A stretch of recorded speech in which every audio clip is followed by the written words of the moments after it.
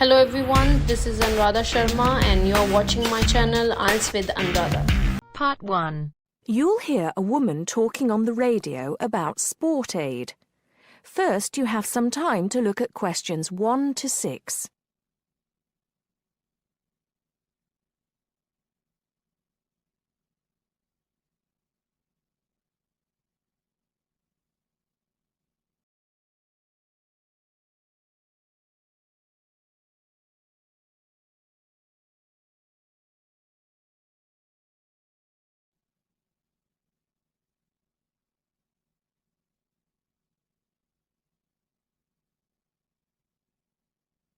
Now listen carefully and answer questions 1 to 6. Hello, you're listening to Redgate Radio and I'm Alex Dunbar. As you may know, people in the city will be taking part in Sport Aid this weekend. Here's Liz to tell us more about this event and how you can get involved. Thanks, Alex. Well, this is the 4th year of Sport Aid, and it looks like it's going to be bigger and better than ever. Sport Aid is organised by the City Council, and it supports a number of different charities, although the main reason for its existence is to raise money to help developing countries.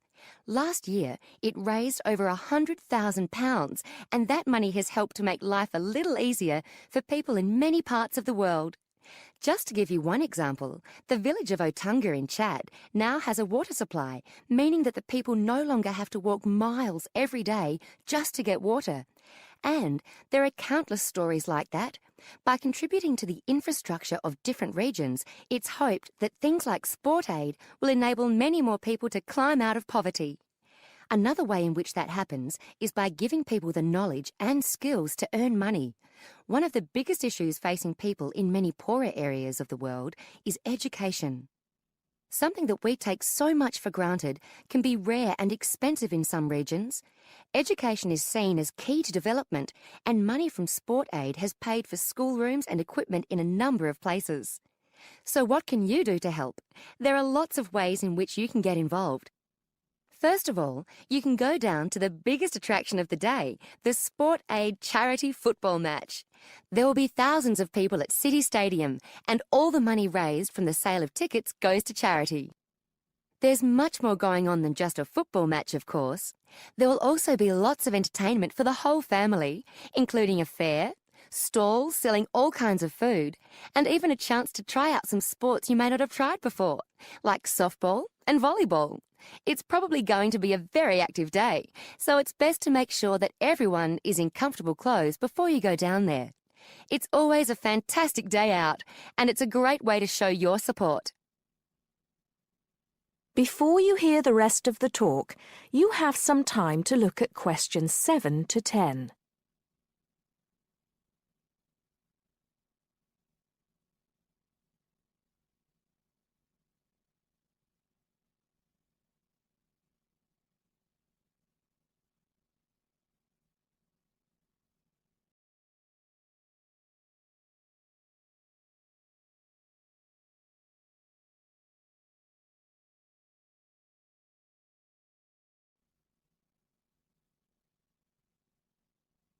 Now listen and answer questions 7 to 10.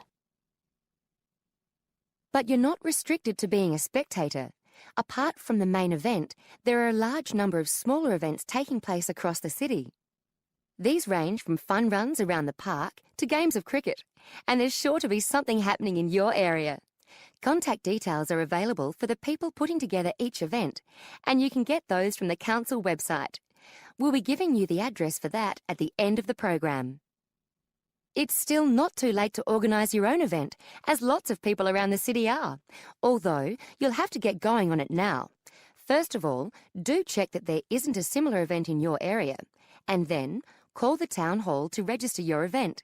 The local council needs to approve all events, and you'll stand more chance if you can come up with a sport that's new to some people, rather than just another game of football. Use your imagination, or try the internet to get some ideas. Try to come up with something that's going to get lots of people along, and which will raise money. You might not want to go for anything that turns out to be too costly though, since the council isn't able to supply bats or balls or anything else you need. but they will give you advice on finding a good location and might even be able to help you out with small prizes for winners, as well as making sure that everyone knows about your event by publicising it on the website and sending you an organiser's pack with lots more information. There are a couple more things you need to be aware of for your event. There aren't any age restrictions. Although, if you're under 18, you'll need to get an adult, such as a parent, to sign the forms for you and to handle any money raised. But you do need to live in the Red Gate area. You should also be prepared for anyone to turn up, since all events are public. That is the end of part 1. You now have half a minute to check your answers.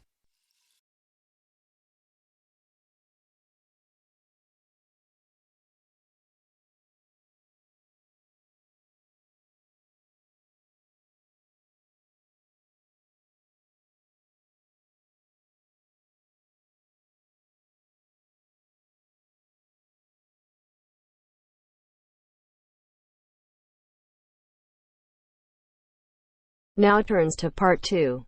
Part 2. You will hear a local radio program about cycling courses in London. First, you have some time to look at questions 11 to 14.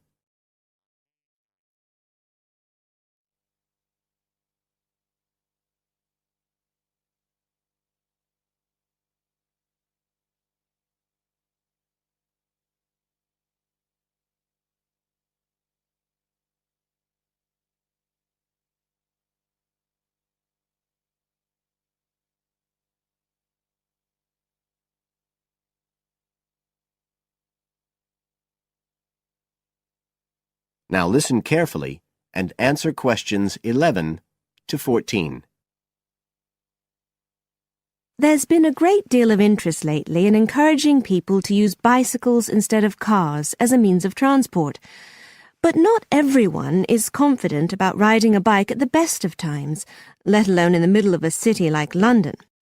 Jack Hayes is a professional trainer who works for a London-based company, City Cyclist, which provides cycle training for the public. What exactly does City Cyclist do, Jack? Well, our basic purpose is to promote cycling as a sustainable form of transport. We believe the best way to promote cycling is to teach people to use their bikes safely and with confidence. In European countries, people all learned from their parents, and they also learned in school. And when I tell them I teach people to ride bikes, they laugh. They think it's crazy. But here in London, it's completely different. You're approaching the point where a whole generation of people have grown up not being allowed by their parents to cycle because it was considered to be getting too dangerous. And so, in turn, they can't teach their children. We believe in realistic training. So if someone wants to use a bike regularly, say to get to work or school, we aim to train them by teaching them to ride on the actual roads they'll use, so they can develop the basic skills they need and build up their confidence that way. At City Cyclist, we believe cycling's for everyone, no matter what age or level of ability or mobility. We do complete beginners and also advanced courses. That's for urban cyclists who want to deal with things like riding in streets with complicated intersections and things like that. We don't promote the use of personal protective equipment for cyclists, and we endorse the policy of the European Cyclists Federation that parents should be allowed to make an informed choice as to whether or not their child wears a helmet. We believe the key to safe cycling is assertiveness, taking your place on the road. This has to be instilled right from the beginning. Assertive road positioning and behaviour is the key to safe cycling in congested urban environments. Some people are surprised that we don't promote the segregation of cyclists from motorised traffic, but we don't think that's practical in all urban environments. Instead, we teach people to use as much road space as they need to travel safely and effectively. You now have some time to look at questions 15 to 20.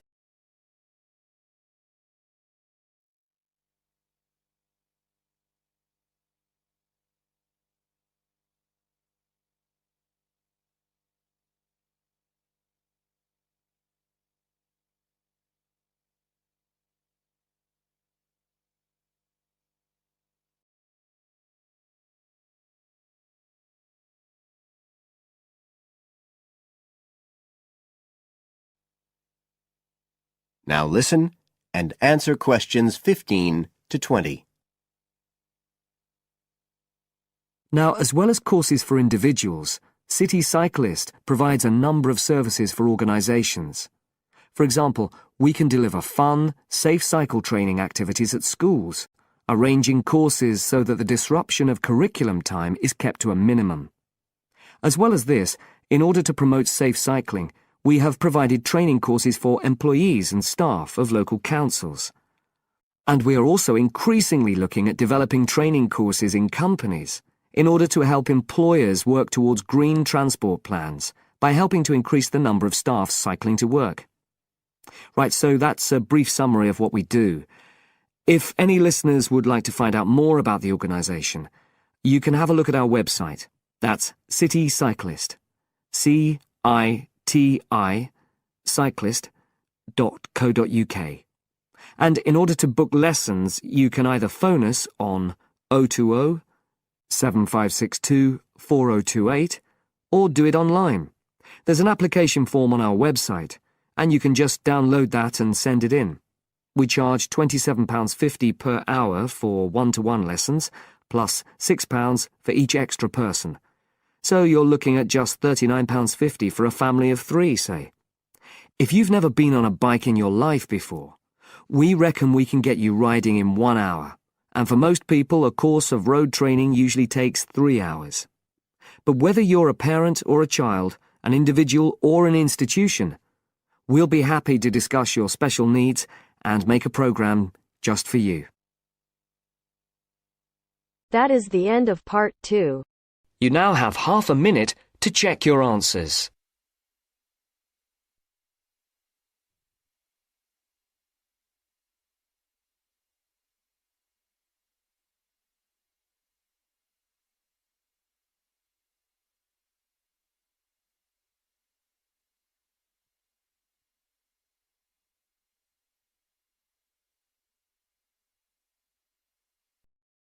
Now turns to part 3.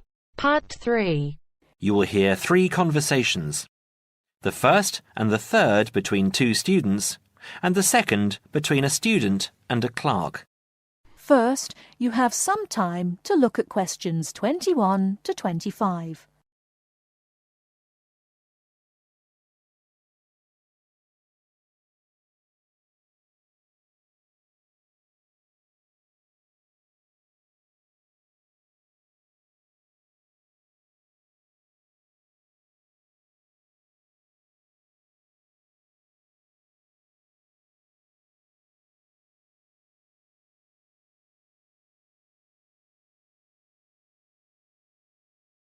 Now, listen carefully and answer questions 21 to 25. I'm looking for the main hall. So am I. Are you going there to register for next year? Yes. I was told to go to administrations and fill in an application form. That's what I'm about to do. I went to information and they told me it was at the end of this corridor.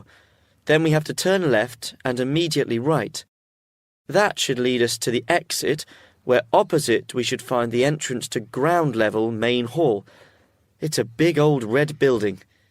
From there we need to go to the first level and then follow the signs. Apparently it's the second office opposite the foyer. It would be pretty hard to miss. That sounds easy. It shouldn't be too hard to find. Well, since we're both heading in that direction, let's go together. Hopefully it won't take too long. I haven't had anything to eat and I'm starving. Me too. Well, how about I go to the canteen and get us something while you make your way to the main hall? I'm sure there's going to be quite a wait. There always is. I can meet you there. Sounds like a good plan. What do you want me to get you? How about a chicken and salad roll and a drink? Okay. What if they don't have a chicken and salad roll? Anything similar, like ham and salad, or just plain salad and cheese. Oh, and don't forget the drink. I feel so dehydrated. No problem. What type of drink? I don't know. How about a Coke? No, nothing like that. Something healthier. An orange juice? They're usually full of sugar unless you get it freshly squeezed. Water? Yes, that's perfect.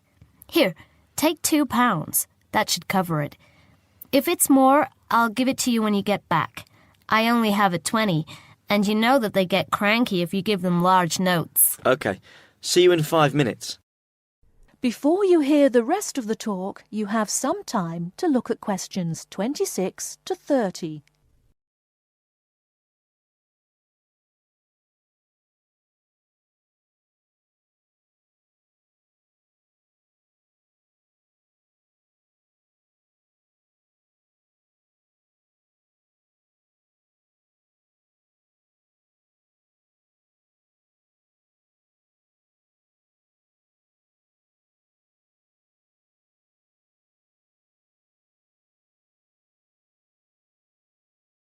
Now listen and answer questions 26 to 30. First year economics? I just have to fill out this form for our records. What's your name? Phoebe Payne. Can you spell that for me? Sure. P-H-O-E-B-E-P-A-Y-N-E.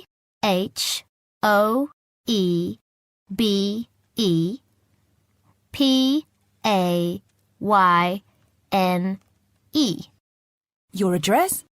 6 Wainwright Avenue. That's W-A-I-N-R-I-G-H-T,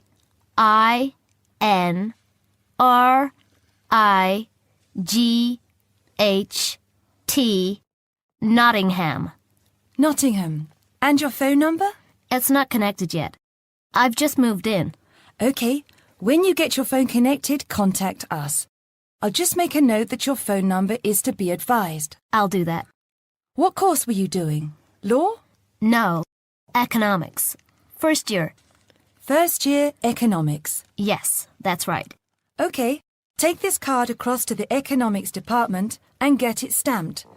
And then you need to come back here to pay your fees. I've made an arrangement to pay in installments. Do you have any documentation verifying that? Yes, I have a statement from administration. Okay, when you return, we'll have a look at it. Thank you very much. Here you are.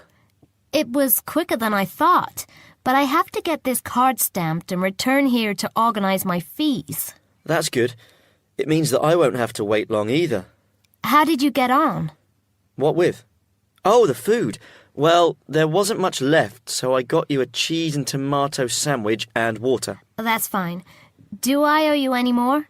No, I need to give you back £3. But I only gave you 2. Oh, yeah. I thought you gave me a £5. Okay, so we're square. So what do I have to do? Go to the desk and give your personal details. Then they'll give you a card that you need to take to your faculty. What's your major? Environmental science. Okay, so you'll have to take the card to the environmental science faculty and get the card stamped, return to administration in the main hall, and organize your fees. And that's it? Yes, that means you're registered. Then we receive a letter with the details of our course where we'll be informed to go to the notice board or online to find out when and where our lectures are. Okay, let's have this bite to eat first. That is the end of part 3. You now have half a minute to check your answers.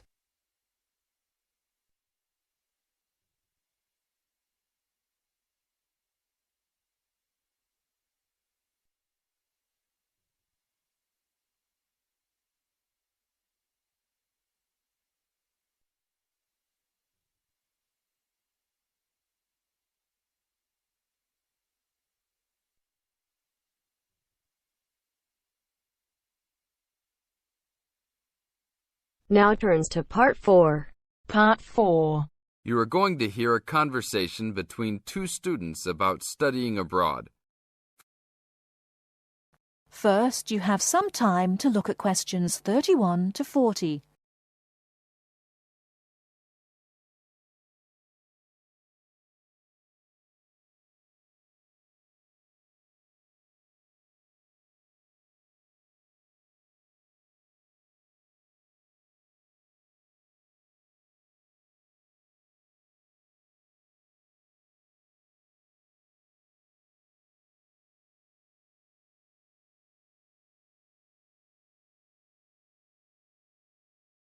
Now listen carefully and answer questions 31 to 40. Hey Mary, how's school going? Haven't seen you in a while. What have you been up to? John, good to see you again. I've been really busy the last couple of weeks. I'm applying to study abroad next year. Really? So am I. I think it will be a great experience to be able to study in another country. What country do you want to go to?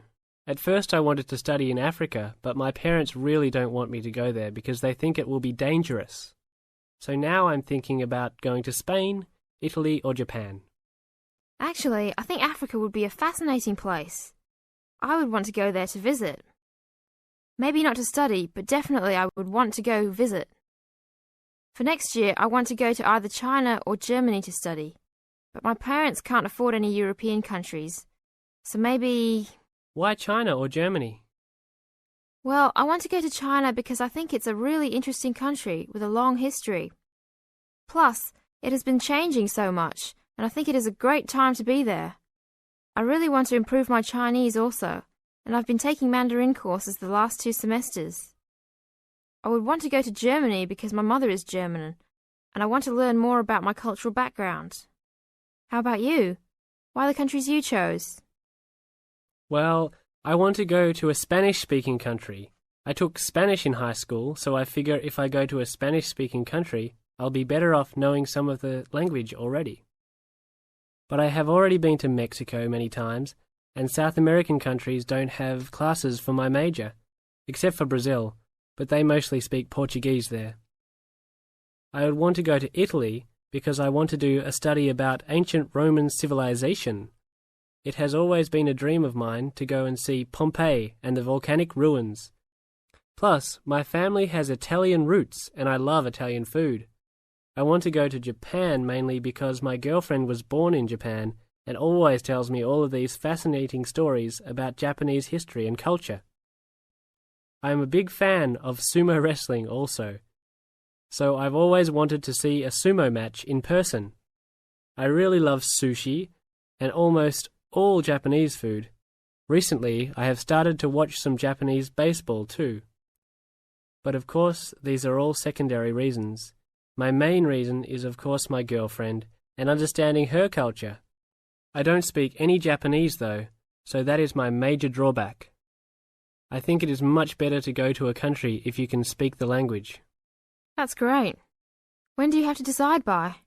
I have to finish all my applications this week. I'm really stressed trying to finish everything, on top of all my schoolwork. I'm almost done with my applications. I just have to finish the Italy application. I think my last choice is Italy, so I'm doing that one last. How long do you want to go for? I think I'm only going to go abroad for 1 semester, or else I won't be able to graduate on time. I have many classes left until I can finish my degree, and I'm not sure if I will be able to take them studying out of the country. I think I might be able to study in Spain because my Spanish is fluent, but definitely not in Italy or Japan, unless they have classes offered in English. I want to go for a year. I've heard that it's better to go for a year because you get a full experience and get a better grasp on the language. But I understand that most people can't finish their degree in time. It was hard trying to decide which country I would rather go to, but I think my first choice is to go to China. I know Germany will be great also. Either way, I will be thrilled to have the opportunity to study there. What's your first choice? I really don't have one. Actually, I think I'm like you. Just being able to study in another country will be great. Either Japan or Spain will be awesome. Italy will be awesome too. But I've been there a bunch of times, so I think I prefer to go somewhere else. Sounds exciting. We'll have to go to class now. It was great talking to you again. See you around next time? Yeah, sure. See you around. Hope that everything goes well. That is the end of part 4. You now have half a minute to check your answers.